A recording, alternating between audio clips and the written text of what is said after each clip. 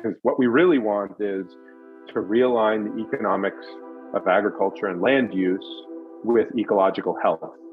And we want to do that in a way that sequesters more carbon from the atmosphere every year than we're emitting, right? So that we can stabilize our climate while also transforming our supply chain and our food system to something that's healthier for us as humans and healthier for us as a like global biosphere.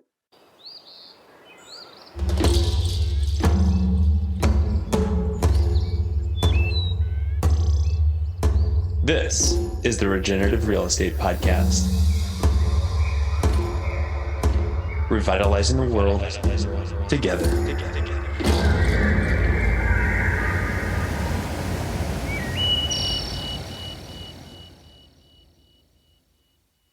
Welcome to the Regenerative Real Estate Podcast. This is your host, Neil Collins. It is a show that is supported by our work at Latitude Realty. In it, we explore our natural and built environments and how they can be used as a force for good. The show sets out to inspire impactful ideas, meaningful change, human wellness, and ecological restoration through interviews and easy-to-digest conversations. Our guests range from industry leaders to iconoclasts, from both well-known figures to everyday people leading extraordinary lives. This is a show for people looking for education and inspiration on how real estate can be done differently. Hey, everybody. Welcome back to another podcast episode of the Regenerative Real Estate Podcast. I am really excited about our guest today, Gregory Landua, who is a co-founder of the Regen Network. And I got to say, Gregory, I had so much fun researching the company and what you do. And I'm just kind of baffled that you're able to even pull the company together. And I'd love to get into really the genesis story. But just for listeners' overview, I pulled this right from your Google page. That Regen Network is a marketplace that allows farmers and land managers to sell their ecosystem services. And that's a pretty bite-sized sentence, realizing that there is so much more complexity underneath that, and why I'd love to get into it. But how about we start off with your background and where you come from and what kind of work you've been doing to enable the work that you're doing now. Yeah, definitely. Well, Neil, it's a pleasure to be here. Super excited to dig in. And yeah, it's always super fun to jam with somebody who's done research. So I look forward to hearing what kind of questions emerge for you as you've been kind of digging into the work that we're up to at Regen Network. So background. So I grew up mostly in Alaska, and with a little stint in Idaho as well. When I was a kid, both my parents went back as parents, like as older students. They went back to school, went back to college, and did their bachelor's and master's degrees. So I sort of like did that whole journey with them as I was a kid. And yeah, grew up in Alaska. Was always pretty passionate and excited about the greater than human world. And my mom was a wildlife biologist. My dad was a chemical engineer. So, one side of the family working for the oil industry and the other side of the family, working on wildlife conservation. And somehow I think that was pretty deeply informative of my quest to try to figure out how to reimagine kind of the human economy and the human interaction with the rest of the biosphere in a way that was non-extractive and non-degenerative. And I was, I went to college, I went out of state, outside, as the Alaskans like to say, down to Oregon in the lower 48 for college. I also did some other side adventures before I went to school, before I went to college. But I went to college for environmental science, and pretty quickly was disillusioned with the approach of that climate science community and the sort of like environmental movement, maybe more broadly. I mean, environmental science is awesome. I mean, for an academic, it was pretty new at that stage when I was going, like, interdisciplinary approach to climate and biology and ecology and agriculture and all those things. It was cool. It was very enriching. And, they call economics the dismal science. But I mean, if you want to get depressed, like, environmental science is the way to go, because it's just like doom and gloom. It's just like climate doom and gloom. And I was like looking for some rays of hope that could paint a picture, as a young man, could paint a picture of a meaningful vocation that I could pour my life into, and feel proud of. It's like, and I was going to school in the early 2000s, going to college in the early 2000s, and like 9/11 had just happened and all this stuff. And it just felt like, where do you put your energy? And I think probably kids growing up these days could resonate with this too. Like, where can you put your energy that you're going to feel proud of? That if you explain it to your kids down the road, it's like, I can feel proud of the work that I did for the money that I made. And that was just really up for me when I was a young man, of course. And I found permaculture, basically. I found permaculture and sort of intersection of permaculture and eco-village movements. And in that sphere, found, I guess, sort of an invitation to think about, how do we meet human needs while increasing ecological health, right? Which is Rafter Sass Ferguson's definition of permaculture, who's a cool academic permie from back in the day. How do we do that? And look, there's a set of, both ancestral and indigenous, as well as new tools, practices. There's a set of principles. There's a set of ethics. You can apply them in different contexts and get different designs. Pattern language, Christopher Alexander. Just like going down that rabbit hole of like what it is to envision a more beautiful world and actually be working on building it, natural building, and there's invisible structures, and so you can be thinking about the social arrangements and governance. And I was drawn through that journey pretty quickly to the business of regeneration. What does it look like to plug in to the existing economy and the existing political structure and the existing world, and not be utopian about the world that you wish you had or the world that I wish I had, but be pragmatic about the world we live in and ask, how are we going to structure a business? How are we going to structure our businesses so that we're getting the arithmetic of reciprocity right, so that the value that's being invested into living systems, the value that's generated by soil, the value that's generated by hard work, is appropriately accounted for in your business model, basically. And so that led on a whole sort of like part of my career in which I wrote Regenerative Enterprise version 1 with Ethan Soliviev.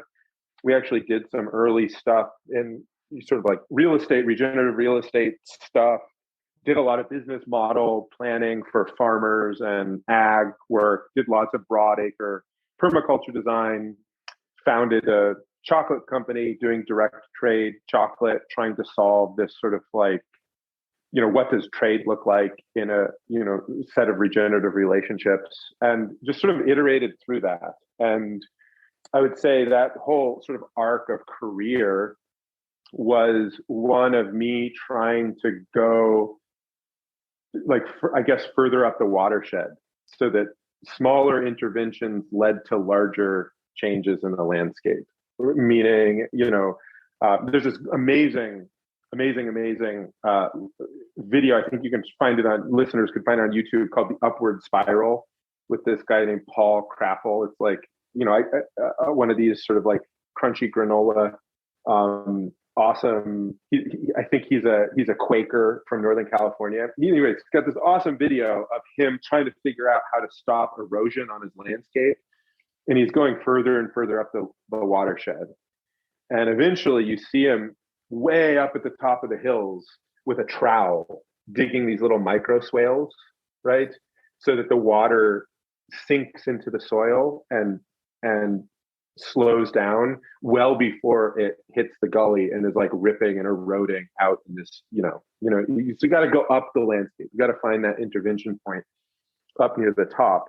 And for me, that journey was, iterating from doing business and landscape design with individuals as a consultant to trying to think about how to work as a business and with other businesses to transform supply chains, to transform how businesses were sourcing ingredients and building relationships, durable relationships with farmers around the world, so that they were working together to create more resilience and regeneration, to seeing all the ways in which you could have a full chain of good intentions. From the farmer can have good intentions, and the brand can have good intentions, and the manufacturers can have good intentions, and the customers can have good intentions. And the entire thing can just go to shit, basically, because everybody is using a unit of account, a form of monetary exchange that is the US petrodollar, essentially, in which extraction and degeneration are baked into the very fabric of how everybody's forced to relate to one another in that economic exchange.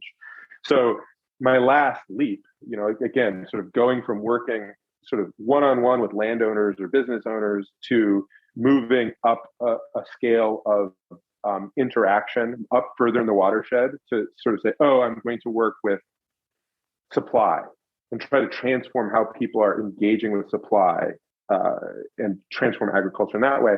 And then this last iteration with Regen Network has been, how do we transform, essentially money, the form of exchange, so that it is appropriately valuing what everybody needs to value in order to realign economic incentives with ecological health. So that's, I'll pause there. That's been quite a story arc. Well, Gregory, what's kind of the time frame that you started to think about Regen Network in this kind of a marketplace that sells ecosystem services? Yeah, well, that's a great question. I mean, it's been, the seed of it has been with me for a long time.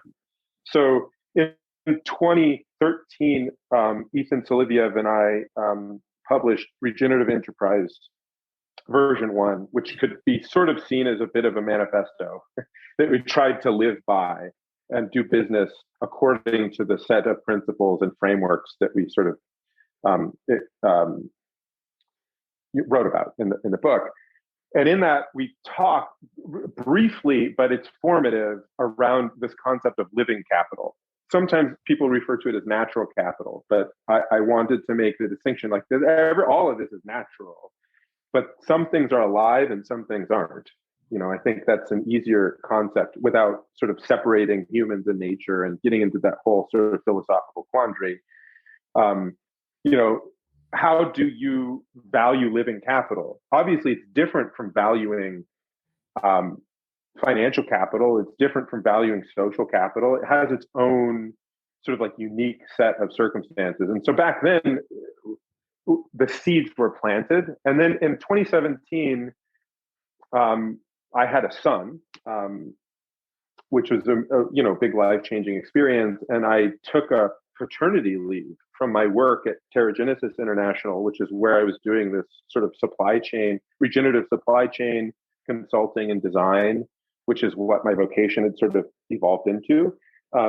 Took a break from that, took paternity leave, was, with my, newborn son and my wife. And that's when very early 2017, that's when I decided to fully commit, to sort of like set aside the business model that was working quite well and having success around regenerating supply systems as like the core of my vocation and the business model that I was pursuing, to set that aside and ask, how are we going to value ecological regeneration? How do we incentivize either the maintenance of ecological, of living capital, right? Or the improvement of that living capital, ideally. How do we do that? And that question was sort of the birth of Regen Network. And Regen Network is an experimentation, successive set of experimentations to try to answer that question, really. Well, I ask about the time frame because what strikes me is this coupling of ecology with technology. 15 years ago, I think it'd be hard to even imagine the integration of technologies that you're putting together in order to perform the services of your company. I mean, yeah, you've got definitely blockchain, you've got remote sensing from satellite imagery. Like that is, we are at the cutting edge of those technologies as we speak, much less 10 years ago. And so where I go in terms of like the business building mode is taking those threads that you had going with your previous work and these ideas that are starting to form and saying, we're going to do this, but that is a huge bite size, not even a bite size chunk. It is kind of a monumental uphill, how do you practically put this together? So what ended up coming first? And maybe for our listeners, it's going to be helpful to evolve into how your company actually operates and the services that it does do. But like, where do you even start whenever you're trying to monitor ecosystem services, value them, and then sell them? What's the first dominoes? Yeah. And I think it's important to sort of like set, like, I want to answer that directly in a functional way, but I also want to disambiguate, so like Regen Network is not a company. Mm-hmm. Regen Network is a community that is tied together by a public blockchain. And that public blockchain is purpose-built to create open source tools for ecological accounting and markets. And the major contributor to that open source software base is Regen Network Development Incorporated. And that's the company that I'm the CEO of. But there are other members of the ecosystem many other members of that ecosystem, besides R&D Inc., which is what we call Regen Network Development Incorporated, shorthand. So R&D Inc. is my business. It makes money in a couple of different ways. And over the years, the way the inflows of capital and the revenue model has evolved. But, Regen Network itself isn't a business. Regen Network itself is a community or a platform that enables many different businesses to coordinate. Because what we're talking about here is a multi-sided marketplace, if you want to think of it in market terms, in which you have land stewards who are, providing ecosystem services to the world. Whether those are being quantified and monitored or not is part of the question. You have scientists, verifiers, you have people who are out there collecting data and auditing results, building models, and quantifying those ecosystem services in a way that the other side of the marketplace, which is buyers of those ecosystem services, can trust, right? We're turning something that is intangible and in some ways ineffable into something that's tangible. And that's a social scientific process, meaning, you need people to observe and report on their observations, and you need other people to check those observations and agree with them to generate a consensus that 10 tons of soil carbon per year is being sequestered out of the atmosphere because of these holistic grazing practices, for instance, right? And so we really felt strongly that that whole process of sense making, essentially, where you're coming together as a community to define an approach to observe a living system together and to make agreements about the state. There's many different forms that can take, but the form that we have focused on most in a go-to-market strategy as a community and as a business at R&D Inc. is specifically voluntary carbon credits, because there's a very big market for that. It's well accepted. There's sets of standards. It's growing very rapidly as an important part of the global economy. So that's the type of agreement or contract or asset that we focused on, making sure that that can be brought into market. And we've done, R&D Inc. has developed soup to nuts, methodologies for monitoring soil organic carbon and minting carbon credits and selling them. So we did a whole full cycle life cycle process around that, specifically around holistic managed grasslands in New South Wales, Australia, and essentially sold all of those credits that were produced. We brokered the sale of those credits to Microsoft.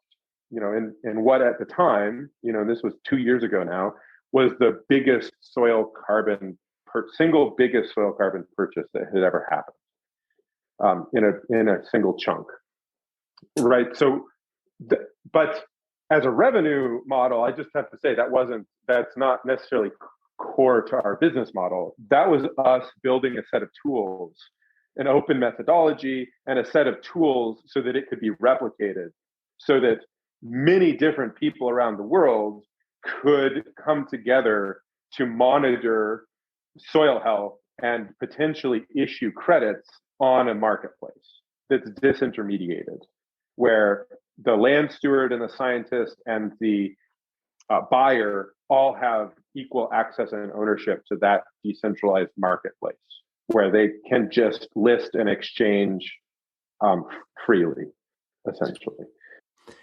Hey everybody, this is Neil. We are going to get back to this great conversation in just 1 second. But I think it's fair to say that right now we are facing some pretty unprecedented challenges in the 21st century. I mean, you name it, environmentally, socially, economically, we've got some big problems that we need to overcome.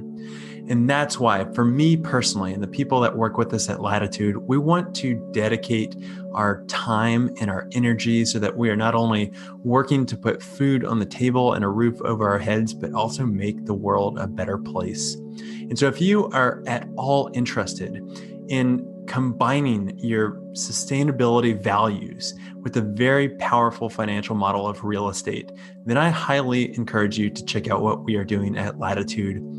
We are creating something truly special with a tribe of change agents that for now is working across North America, and hopefully one day in the future, with you coming on board, we can be working across the globe. So please check us out. You can go to www.chooselatitude.com, or you can find us on social media at latitude.realty on Instagram, and we are also on Facebook. Okay, let's get back into it.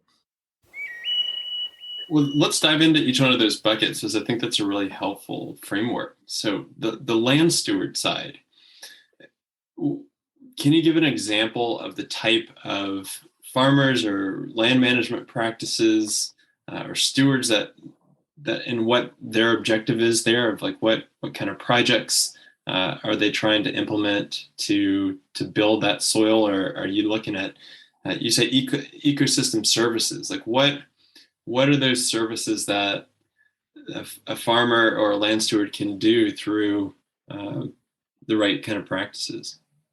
Well, the biggest one, as I've been mentioning, that's like the strongest focus right now is provision of carbon credits, which is, maybe a good more than a service. So provision of carbon credits, essentially what you're saying is you're sequestering more carbon into your landscape than you would otherwise, because you've chosen to implement a regenerative practice. And so in the case of this initial pilot in Australia and many of the other projects that are sort of coming to fruition right now on our platform, that involves managed grazing. If you're talking about animal agriculture, it means you're not, you're holistically doing planned grazing, which is rotating the animals across the landscape, mimicking how a herd of animals, of ungulates, would have interacted with the landscape if they had predatory pressure put on to them. So they're sort of like in a tighter group, they're moving faster, they're having bigger impact over less time, and then the soil is then regenerating in sort of more of a natural cycle. And in many, and this is all context specific, but in many parts of the earth, if you shift your practices in that way, you will start to see an increase in soil health and an increase in soil carbon, and you'll be growing soil. And you can quantify how much you're growing that soil.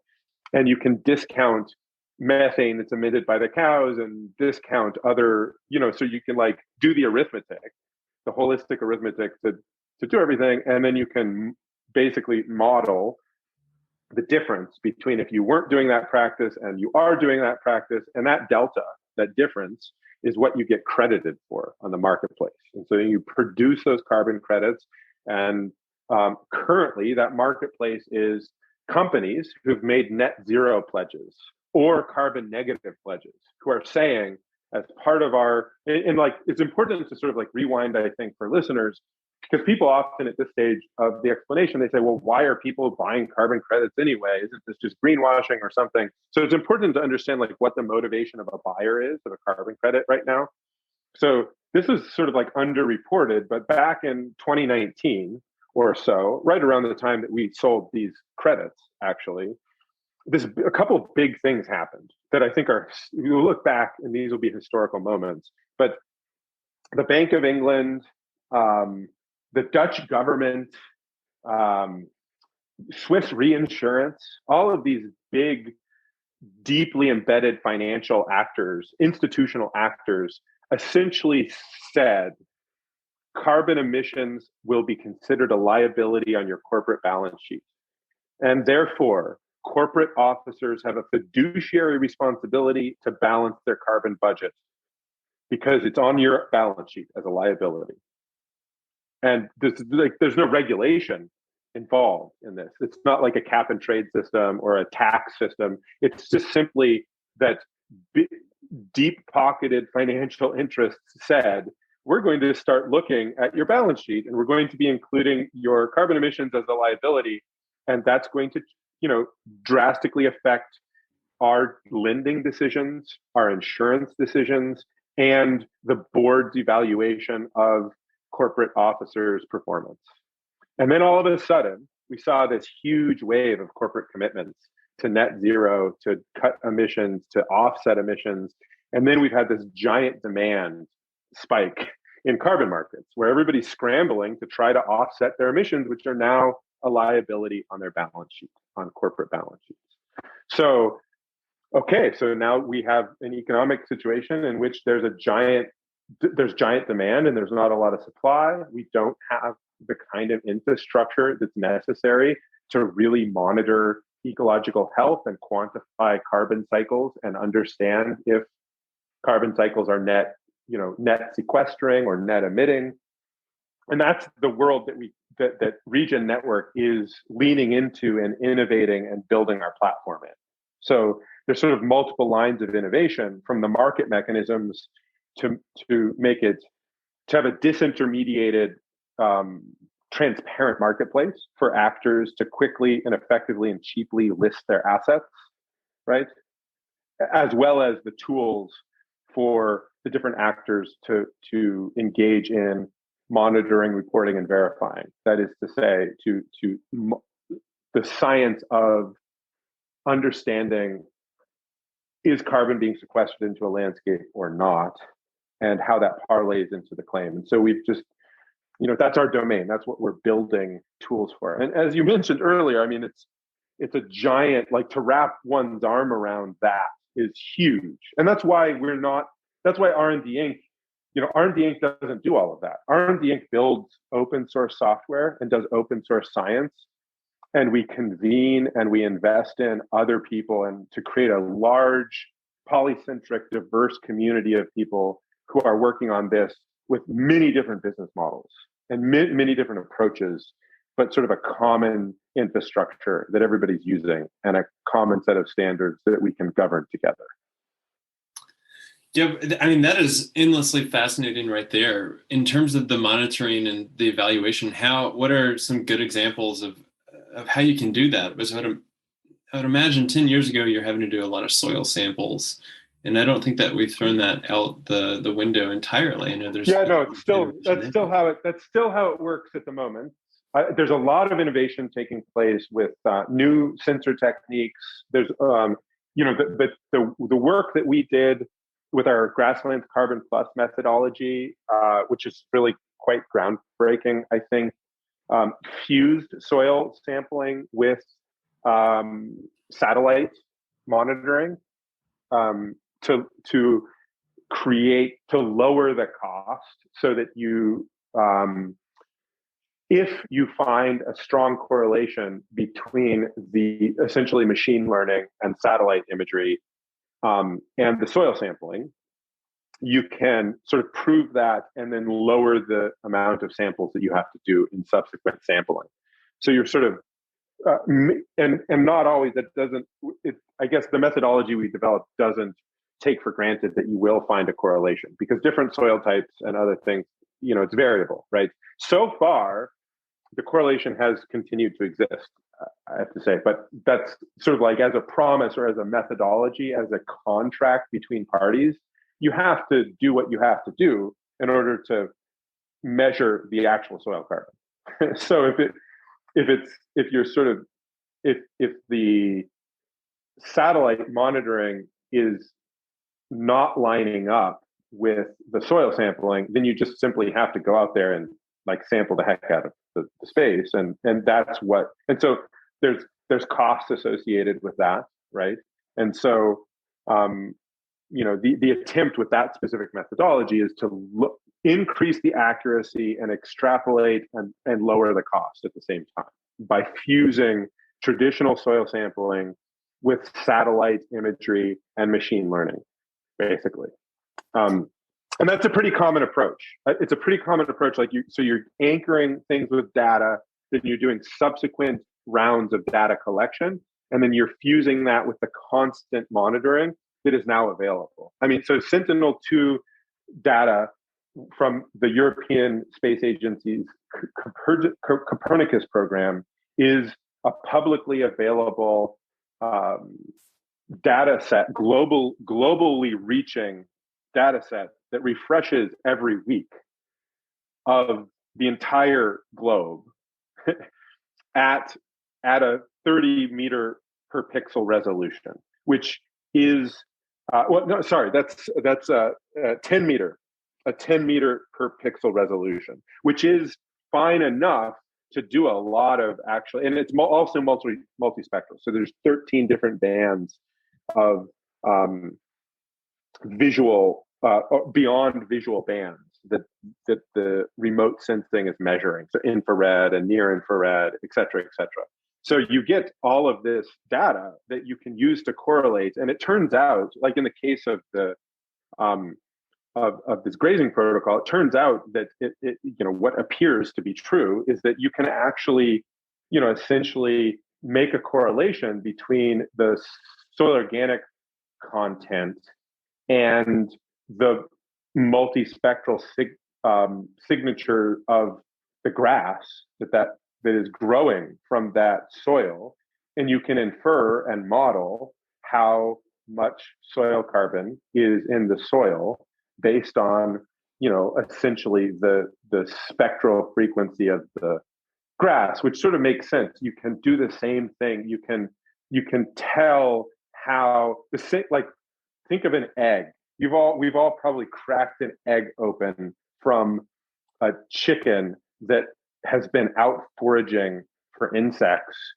and eating fermented grains instead of eating, just sort of like, your run-of-the-mill feed. And the difference between that yolk, you're going to have one yolk like the free ranging chicken is going to have this deep, crazy orange color. And the other is going to be this sort of like light, bland kind of color, right? So you can see. And the same is true if you like walk into your kitchen and you look at a plant that's undernourished, you can tell it's like pale and spindly, et cetera. So like what we're doing here, like one of the core processes here is to provide data that calibrates our ability to use this now existent satellite network that's monitoring the globe all the time to essentially model out what the ecological health implications are in any particular place, right? And so that's the, and the Regen Network per se doesn't, this is one exciting way that people are using Regen Network and that we use Regen Network. But you could also, get a group of people, frankly, like at least in my mental model of how this all works, you could also at a watershed level, get a group of people together and go walk the lands and say, this is what we want it to be, this is what it is, and we're going to come back and walk it again next year and see if it's that way. And we're simply going to just like use our smartphones to record our decision. And we're going to come back and we're going to check in on it. And if it happens that it's better, then, we're going to pay. Like it can be that simple, right? In terms of just like the archetype of what we're trying to work with. And obviously it gets really, you get this complex and sort of esoteric institutional grade monitoring, right? But what we're really trying to do is build a completely open source set of tools so that essentially anyone, anywhere in the world can go do what I just said. And they can get together with the people in their community and the decision makers in their community. They can have access to free tools and they can go make agreements and contracts about the state of their ecosystems, and they can pay each other if outcomes are successful, basically. Yeah, I mean, this is incredibly fascinating. And I've got a couple follow-up questions to that. The first being, you said you can model out what the sequestration will be. How long is a carbon credit model? Like, what is the value there? How much of a time span does that encapsulate? There's no standard at the moment. The carbon credits that were issued through the Carbon Plus grasslands had a 30-year term. So there's a model about how the 30 years of how a contract for 30 years of holistic management of that landscape compared to if you weren't doing that, what the carbon outcome would be. And that's what the contract was between the buyer and the seller, essentially, and the monitor, is that over 30 years, everybody's agreeing to follow those practices and monitor it. And then there's a set of, in this case, there's like a buffer pool. You set aside, you do the model, and then you set a bunch of it aside. And you're like, if we're wrong, or if there's a drought or other reversal events, we'll be pulling from that pool, essentially. To mitigate the risk in case, either the science was a little bit off or or just like acts of God happen, right? Because that's a force majeure, like things happen that could cause carbon reversal.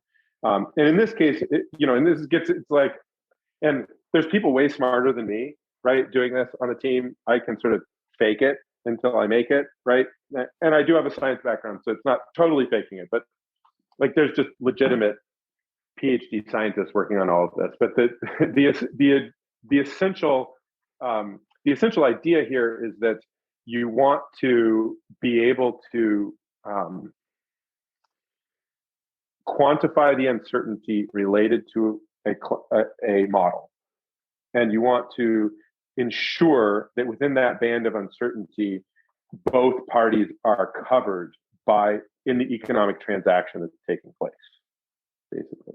And so you sort of that's baked into basically any carbon credit issuance anywhere amongst any registry or system. That there's sort of like process around that peers get together and review that and say like, yeah, okay, that makes sense. and everybody's like checking things. And then you're entering into a long-term contract. And that contract is like saying that the land is going to be treated in a specific way for a specific period of time. And in exchange, you'll be getting paid, as long as the monitoring shows that it's continuing to happen and the soil carbon is. So in the case of this project in New South Wales, Australia, and any of these projects, you're committing to monitoring happening kind of like during that whole time, basically. Are they getting paid up front, or is it at the actual monitoring of carbon that's sequestered? They were paid. We had historical data back to 2017, so they were paid up front for the history of land management that we were able to capture and monitor, right? So they did get a chunk up front, and then they get paid out on terms as it continues to be shown that the carbon is being sequestered. You can also do forward. I mean, this gets into like contract law and like whatever. I mean, so you could also do a forward contract with the land steward. They could be entering into a long-term contract. They could be getting paid up front to a certain degree, and then it's all who's taking the risk, right? Who's taking the risk? So there's like, so forward contracts are different from futures, right? Forward contracts are non-exchangeable, or they're not built to be a derivative or financial instrument. They're built for like you to contract with me. And so if you had an LLC or something, you could sell the LLC, and that LLC had 100 forward contracts. You could sell the LLC, but you wouldn't necessarily sell the forward contract. A future is like a financial instrument that is a tradable forward contract, essentially, and that's considered a security. Basically, you've created you're selling on the open market something that has promises embedded in it that may or may not be fulfilled. So security in U.S. law. So we're not currently doing forwards. We're not currently doing future contracts as in the marketplace. Although I think that's where things are going to go, because then there's just an enormous. That's really where the market needs to mature. Is that you have future contracts about different credit classes, and the spot market won't be where most of the action is. I think the bigger market will happen in the futures market, probably. You're correct in identifying that. Before we get back into this episode, I want to do a quick interruption to highlight the work that makes this podcast possible. The heartbeat of regenerative real estate is the incredible people that are focused on redefining our culture's relationship to place. From Latitude's growing ecosystem of mission-aligned businesses and organizations to our community of real estate professionals that are best described as change agents, the work we are doing at Latitude is focused on transforming the built and natural environments so that people and planet can thrive together. Here's a short message from Latitude change agent Azumi Tanaka out of Southern California. I was trying so hard to build my real estate business as a green real estate expert for a couple of years. And I remember the first meeting I came to Latitude, Daniel was talking about how he's been banging his head on the wall. And I just said, it's exactly how I felt. But the first aha moment was the moment I saw the website. That was the aha moment. And then from that point on, it's like, because what I saw was, this is exactly what I've been trying to build, wanting to build by myself. And there's a whole group of people who are trying to do the same thing. And I was like, I'm in. I mean, there was no doubt in my mind in that first moment. This is kind of an elementary question that I have no idea the answer to. Is there a varying cost of carbon dependent upon geographic location or the type of sequestration practice? Like, does it does the cost of carbon vary? Yeah, yep, definitely. And there's different types of carbon credits, right? So you have avoided emissions credits, and avoided emissions credits are like the bulk of the market is avoided emissions, and those are things like, and it gets a little like weird, right? What's an avoided emission, and how do you count that? And there's all these different ways that gets accounted for. But for instance, there might be a risk of deforestation that is agreed upon in a particular area in the Amazon. And according to that risk, you basically quantify what would happen if that forest was cut down, right? And then you credit the people who are maintaining that forest with an amount of money that is a percentage of the value of the carbon that would have been emitted if the whole forest was like bulldozed and burned, basically. And that's like and that's all going to be changing. This is all like rapidly like moving in terms of like Paris.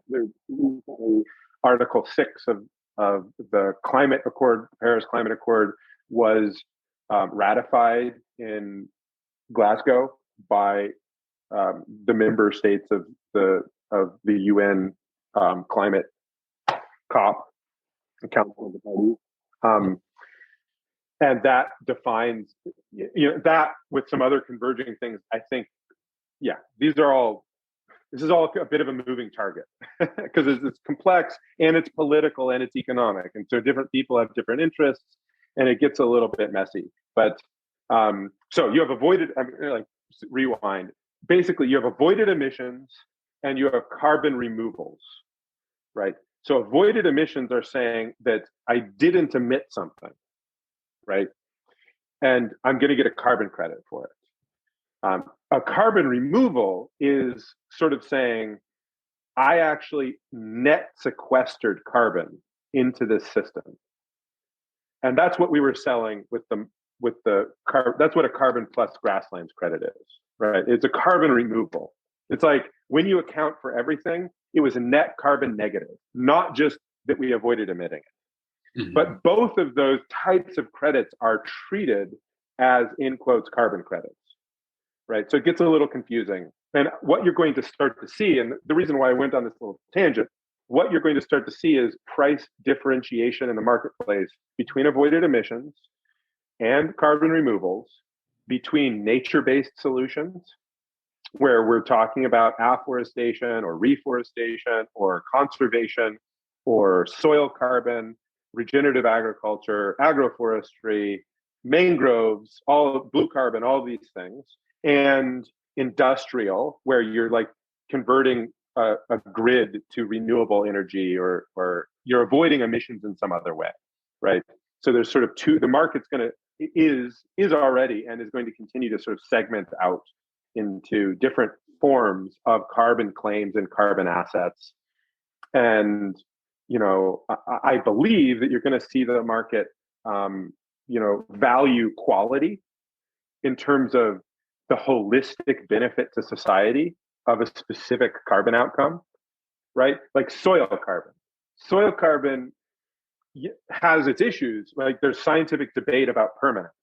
There's like how long that soil carbon stays, and it's not locked forever. It's dependent, like drought. If you have 5 years of drought, your soil carbon, you can't really. You could be the most regenerative rancher in the world. You're still going to be losing soil carbon if you got 5 years of drought.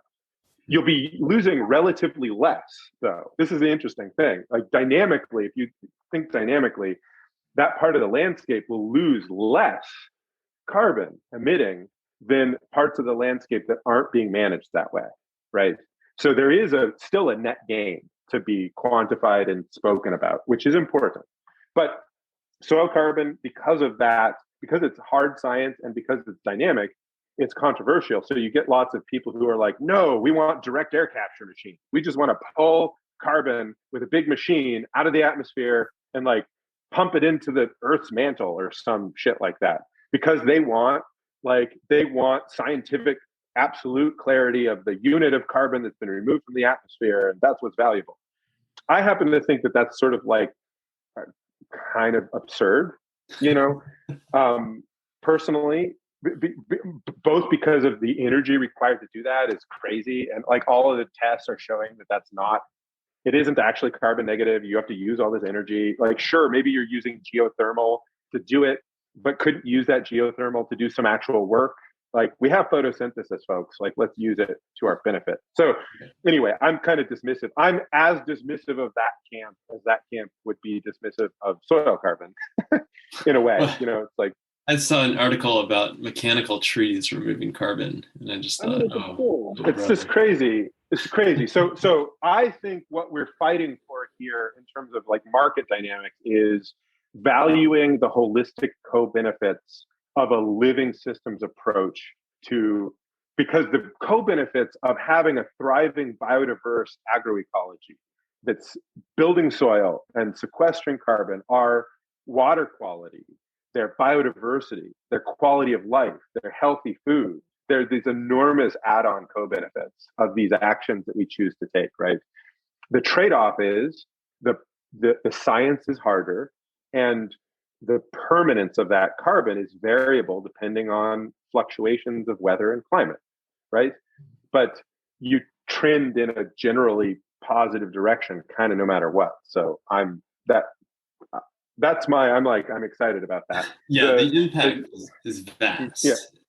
Well, let's cap it off with this, Gregory. What you had mentioned that this is a voluntary carbon credit that corporations or I guess even individuals could purchase. But what do you see in your crystal ball about that, the future of that marketplace, and maybe like regulatory policies that mandate cap and trade, or more companies getting on this bandwagon to purchase the credits? Well, look, I mean, without regulation, even the price of carbon has more than doubled in the last 18 months. The market demand is huge. The market's grown the market has been growing more than 30% year on year for the last like 5 years with no sign of stopping. And so I don't even think there may be regulatory interventions and cap and trade initiatives. I do have to say a lot of the cap and trade markets are a hot mess, basically. And like in some ways, the voluntary markets seem to be working a little bit better and even be more rigorous in some ways. As far as crystal ball predictions, I think it's going to continue to be kind of confusing, and there's going to continue to be lots of different approaches for the next 5 years or so. It's going to be frothy. It's going to be a little bit crazy. There's going to be lots of competition between standards and bodies, and there's going to be different. It's going to be a bit of a mess. I think that'd be my prediction. I think we're doing our best to sort of say the foundational pillars for this to not be counterproductive, because markets aren't intrinsically good, right? I don't believe that they're intrinsically good. I'm not like a Austrian economics sort of like maximalist here. Markets could be good, they could be bad. So we need to understand that, and we need to have this needs to be embedded in a social process in which we're demanding transparency. We're demanding open science be the foundation of claims. We're demanding that the business models of the actors who are contributing to these assets are aligned with like the truth of the outcome and not aligned with the pretension of the truth. And so we have to be very wary of institutional capture and institutional incentives that are actually not aligned with what we really want. Because what we really want is to realign the economics of agriculture and land use with ecological health. And we want to do that in a way that sequesters more carbon from the atmosphere every year than we're emitting, right? So that we can stabilize our climate while also transforming our supply chain and our food system to something that's healthier for us as humans and healthier for us as a like global biosphere. So mic drop. That is such a perfect way to end a really juicy conversation. And I have a feeling we could go on for hours. I know that I could, but I think that is a great first taste for our listeners that may not have heard of Regen Network or wanted to dive in a little bit deeper. And this, as you say, this is unfolding month after month, and really the landscape will drastically be different even next year. So I just appreciate your time and your willingness, Gregory, to ask some tremendously large questions and to continue down that path. And I hope that you do so. And I'm very appreciative of your work and of this thought exercise that you brought me on of like, how might we do this? So definitely. Well, I'm super. It was a lot of fun to jam, and thanks for letting me share a little bit. I'm super excited about all of it, and we're happy to do it again another time. Sorry, I have to hop off so early. And I just sort of say for folks who are interested in all of this, we have a pretty active Discord channel, which is kind of like a chat room for those who aren't familiar. It's a way of engaging with chat. So there's land stewards in there, there's scientists in there, there's people from like the crypto universe, which we're doing all of this built on a blockchain. So there's like elements of that, and it's pretty fun. So if people are interested, there's no dumb questions. There's lots of smart people, and really, it's going to take all of us asking these hard questions and trying to figure it out. So there's really no pretension, I think, in the Regen Network worldview of having like the solution. It's really more, how do we build the right tools and the right infrastructure for us to be figuring this out together, so that we're able to, ask hard questions and answer them together, and just like see how that goes, and then keep doing that until we start to shift some of these, degenerative systems towards regeneration. So come join us. Brilliant. We will drop that link in our show notes. Well, thanks, Gregory. We appreciate your time. Thank you. Okay, everyone, that is a wrap. Thank you so much for tuning in to another great episode. If you're not already a subscriber, please do so wherever you get your podcast. You can create good karma by leaving a review on Apple Podcast or sharing this show with your friends. If you're looking for ways to get more involved in the regenerative real estate movement, then you are in luck. We have a Facebook community conveniently called Regenerative Real Estate that you can join and be a co-creator with us on this journey. If you have a business or organization that you feel is aligned with our mission to use real estate as the catalyst for a regenerative future and would like to work together, then please be sure to get in touch. We are building an ecosystem to help amplify your work and message, where you can present to our community or sponsor the work that we are doing. You can do this by reaching out to us at team@chooselatitude.com. Last, and certainly not least, this podcast is enabled by the people that buy and sell real estate with us through our network of Latitude regenerative change agents located across North America. Our goal is to help transform homes and habitats, person by person, property by property. And we do that by combining the skills of a real estate professional with sustainable and regenerative consultation. It is time that we all start to live our values, and we hope to work with you on your next real estate sale or purchase. Okay, that is all for now. In the words of Paul Hawkins, remember that we are either stealing our future or healing our future. We are hard at work trying to do the latter. So until next time, be well.